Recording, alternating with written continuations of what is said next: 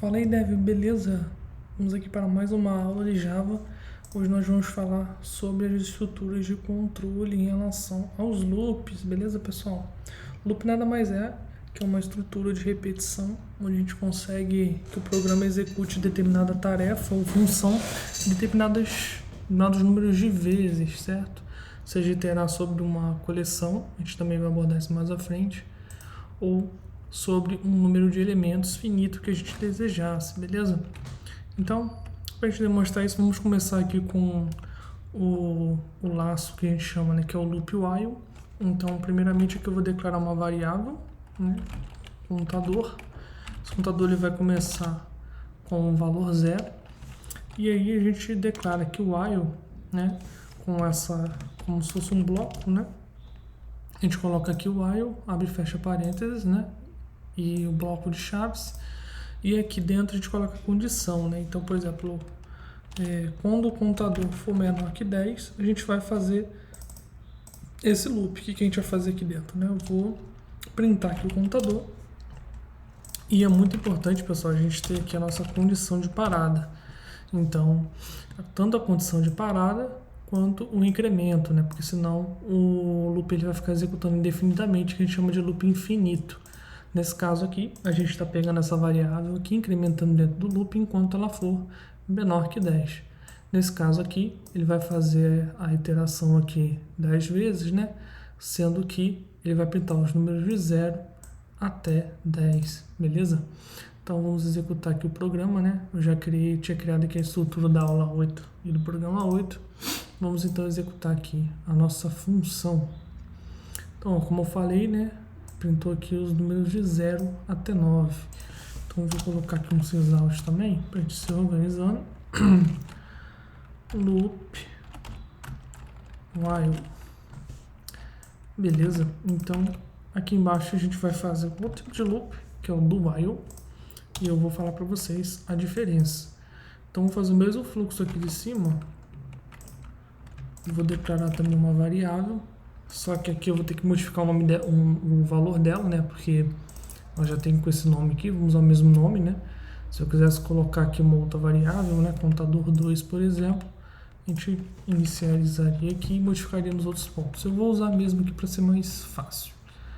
Daí o que a gente vai fazer? No loop do while, né? A gente vai ter aqui a primeira estrutura do.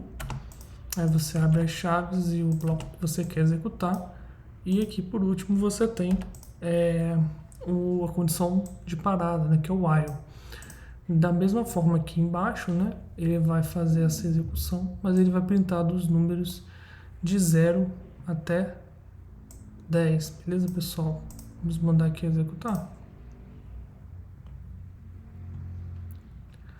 No caso aqui ele foi do 0 até 9, né, tá certo? Porque ele verifica que antes, né, no caso aqui ele valendo 10, ele vai sair do loop, né?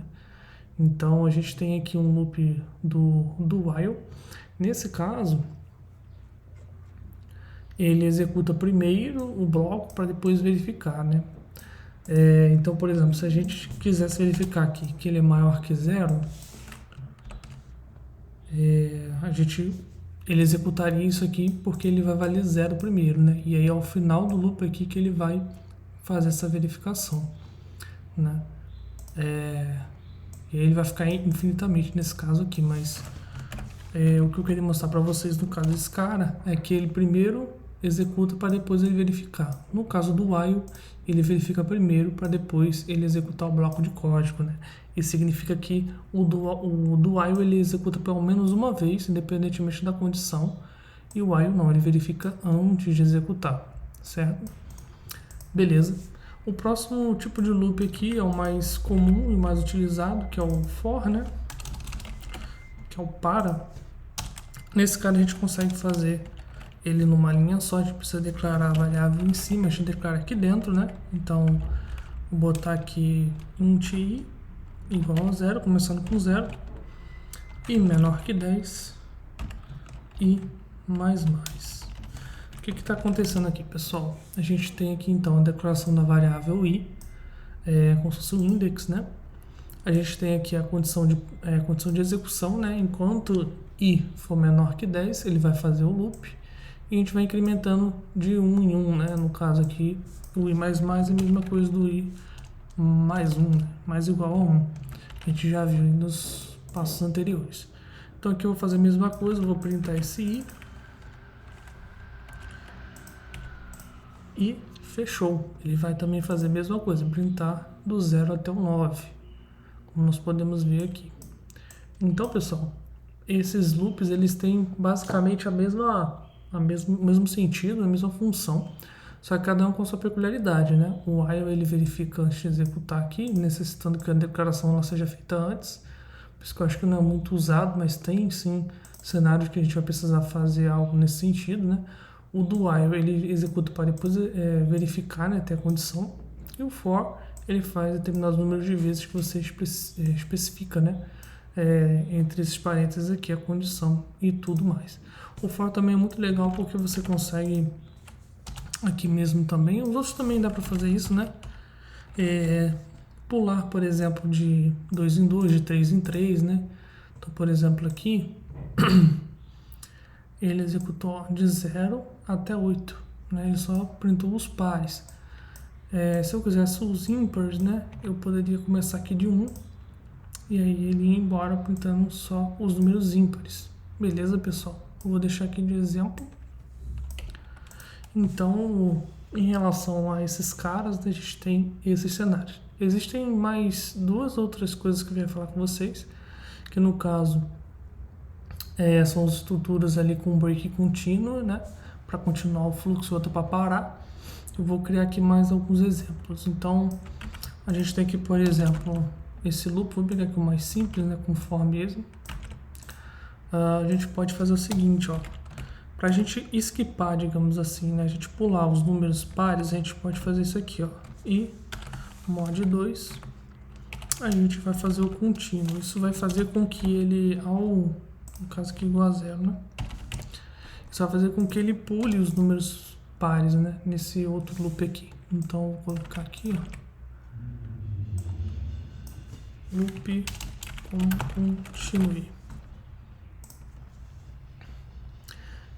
Então, ó, tá vendo? Ele pegou do 0 até o menor que 10, né? No caso até o 9. E aqui, como a gente está especificando que quando ele for par, a gente quer que continue, ele não vai printar os pares, né? Mesma coisa se fosse os ímpares aqui. A gente colocaria que o resto da divisão é igual a 1, né? Por isso que a gente faz um módulo de 2 para verificar isso. Vou voltar aqui. Então, uma outra coisa que a gente pode fazer é o break. Então, um outro exemplo aqui, copiar, duplicar essa parte aqui, chegar a tempo, loop com break.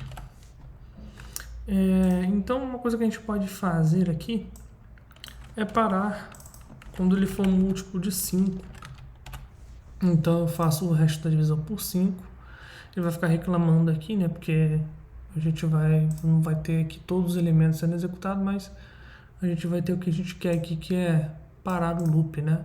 Quando ele for 5, então vai fazer menor que 5 nesse caso. E aí, pra gente ver, ó, com o break ele não fez nada. Por quê? Em menor que 10 is always true. Se eu quero i mod 5 igual a 0, eu quero que ele breque a situação. Simplifique com i true. Por quê? Porque ele já é i menor que 10. Se eu aumentar essa parte aqui, ele não reclama. Se eu falo i módulo de 5 igual a 0, se eu boto o continue aqui, ele vai pular no número 5, né? Se eu boto o break, ele fica reclamando.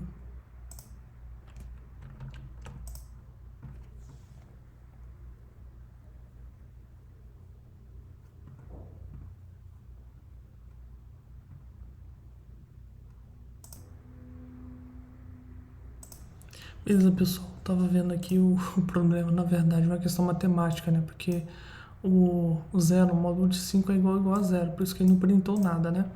Então o que eu fiz aqui foi modificar esse para 1, né? De forma que ele vá de 1 até o 4, porque ele breca, né? Quando ele breca o loop for, ele vai sair desse loop e aí a gente vai finalizar a execução, né? Então vimos aqui, pessoal, exemplos aqui de loops, né? Loop while, loop do while, um loop com for e também essas estruturas com contínuo e break. Beleza, pessoal? Então é isso por essa aula. Se você ainda não é inscrito no canal, se inscreva aí, curta, compartilhe, comente. E é isso, pessoal. Fiquem na paz aí. Até a próxima aula. Valeu, fui!